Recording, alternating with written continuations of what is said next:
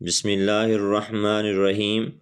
خلیفہ اول حضرت ابو بکر صدیق کے بیٹے محمد بن ابو بکر حضرت عثمان غنی رضی اللہ تعالی عنہ کی شہادت میں ملوث تھے۔ اس سانے میں ان کا کیا کردار تھا،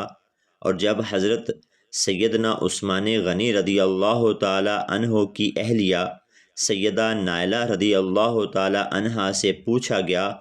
کہ حضرت عثمان غنی رضی اللہ تعالی عنہ کو کس نے شہید کیا، تو انہوں نے محمد بن ابو بکر کا نام لے کر کیا فرمایا۔ جب قاتلین عثمان غنی کی تلاش شروع ہوئی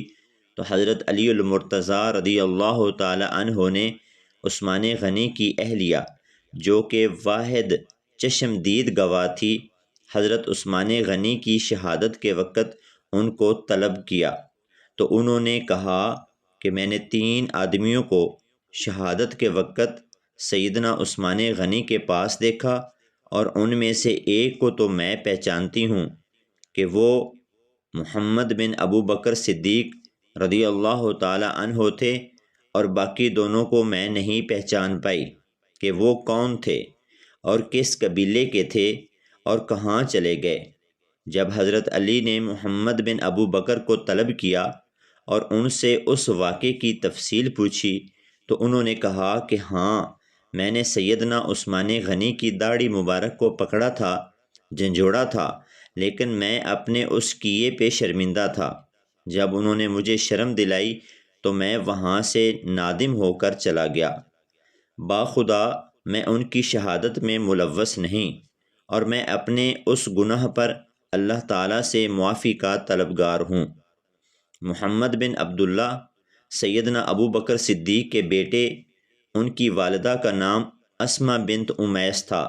یہی محمد بن ابو بکر کہلاتے ہیں۔ صحابہ کرام کے حوالے سے یہ بات معلوم ہونا بھی مسلمانوں کے لیے ضروری ہے کہ کچھ احادیث اور تاریخی کتابوں کے واقعات میں راویوں پر علماء اسلام کی طرف سے جرح بھی کی گئی ہے، اور بہت سے راویوں کے حالات معلوم نہیں ہیں۔ مسلمان صحابہ کرام رضی اللہ تعالی عنہ اور اہل بیت اطہار کے بارے میں صحیح عقائد قرآن و سنت اور مستند اور صحیح احادیث نبوی سے لیتے ہیں، چونکہ بعض روایات کتب احادیث اور تاریخی کتابیں اہل بدعت راویوں کی بھی ہیں، اس لیے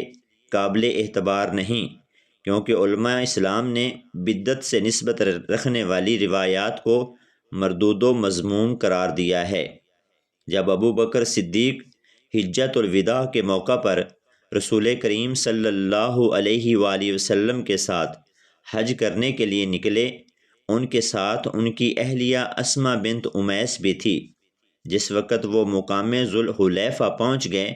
تو اسماء کے پیٹ سے محمد بن ابو بکر کی ولادت ہوئی۔ اس پر ابو بکر رسول کریم صلی اللہ علیہ وآلہ وسلم کی خدمت اقدس میں حاضر ہوئے اور بتایا تو آپ صلی اللہ علیہ وسلم نے فرمایا، تم ان کو حکم دو کہ غسل کرنے کے بعد احرام باندھ لے اور حج کی نیت کر لیں،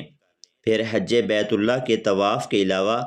تمام کام کریں جو دوسرے لوگ کرتے ہیں۔ جب ان کی والدہ اسماء بنت امیس نے ابو بکر صدیق کے بعد علی المرتضیٰ سے نکاح کیا تو محمد بن ابو بکر ان کے ربیب ہو گئے۔ یہ یحییٰ بن علی اور عبداللہ بن جعفر کے اخیافی بھائی تھے۔ یہ بڑے ہی عبادت گزار اور صاحب فضل و علم تھے، اس لیے امیر المومنین انہیں پسند کرتے تھے۔ محمد بن ابو بکر ان لوگوں میں سے تھے جنہوں نے عثمان غنی کی پالیسیوں اور کارکردگی کی مخالفت کرتے ہوئے ان کا محاصرہ کیا۔ حسن ندوی رحمۃ اللہ علیہ سے منقول ہے کہ سب سے پہلے محمد بن ابو بکر گھر میں داخل ہوئے اور عثمان غنی کی داڑھی کو پکڑا اور کہا، تم نے اللہ کے دین کو کیوں بگاڑا ہے اور سنت رسول کو کیوں برباد کیا ہے؟ تو عثمان نے فرمایا، جس طرح تم نے میری داڑھی کو پکڑا ہے اس طرح ابو بکر صدیق رضی اللہ تعالی عنہ پکڑنے والے نہ تھے۔ بس انہوں نے یہ سن کر ان کو چھوڑ دیا اور ان کو کوئی نقصان پہنچائے بغیر باہر نکل گئے۔ محترم دوستو، حضرت محمد بن ابو بکر کے بارے میں یہ قیاس آرائی کہ حضرت عثمان غنی کی شہادت میں وہ ملوث تھے، یہ محض ایک من گھڑت بات ہے۔ حضرت محمد بن ابو بکر کا وہاں پر موجود ہونا اور حضرت عثمان غنی کے قتل میں ملوث ہونا دونوں الگ الگ باتیں ہیں، کیونکہ جب حضرت عثمان غنی کی وفادار اہلیہ سیدہ نائلہ اس بات کی تصدیق کر رہی ہیں کہ حضرت محمد بن ابو بکر رضی اللہ تعالی عنہ نے سیدنا عثمان غنی کو شہید نہیں کیا، بلکہ انہوں نے سیدنا عثمان غنی کے ساتھ بد اخلاقی کا مظاہرہ کیا، وہ بھی جب حضرت عثمان غنی نے ان کو ندامت اور شرم دلائی تو وہ نادم ہو کر وہاں سے چل دیے۔ تو پھر ایسی صورتحال میں ان کے اوپر سیدنا عثمان غنی کی شہادت کا الزام لگانا یہ سراسر ناانصافی ہے اور صحابہ کرام علیہ السلام کی توہین کے زمرے میں آتا ہے، بلکہ سیدنا محمد بن ابو بکر تو جید اور عبادت گزار صحابہ کرام میں شمار ہوتے ہیں۔ قتل عثمان رضی اللہ تعالی عنہ کے بعد علی المرتضیٰ نے ان کو مصر کا والی مقرر کیا۔ محترم ساتھیو، محمد بن ابو بکر رضی اللہ تعالی عنہ کی شہادت بھی ایک دردناک اور المناک شہادت ہے۔ علی المرتضیٰ کی شہادت کے بعد چونکہ اسلامی سلطنت کے اندر فتنہ ریزی عروج پر پہنچ گئی تھی اور باغی پوری اسلامی سلطنت پر قابض ہو چکے تھے، انہی حالات میں جب عمر بن العاص نے مصر پر حملہ کیا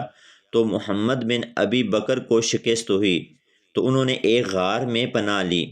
جب عمر بن العاص کے آدمیوں نے آپ رضی اللہ تعالی عنہ کو اس غار سے گرفتار کیا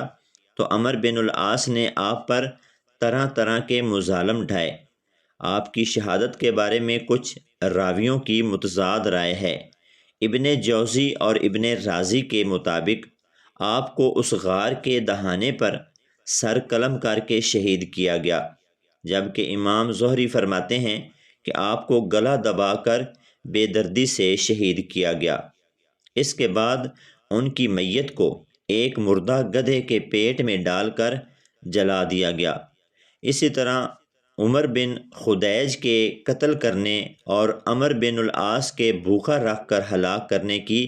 روایات بھی ہیں۔ حضرت عائشہ صدیقہ رضی اللہ تعالی عنہ کو ان کی اس طرح شہادت کا علم ہوا تو سخت افسوس ہوا۔ وہ اکثر فرماتی، میں اسے اپنا بھائی اور بیٹا سمجھتی ہوں، چونکہ انہیں آگ میں جلایا گیا تھا۔ اسی غم کی وجہ سے اس کے بعد حضرت عائشہ صدیقہ رضی اللہ تعالی عنہا نے بھی بھنا ہوا گوشت نہیں کھایا۔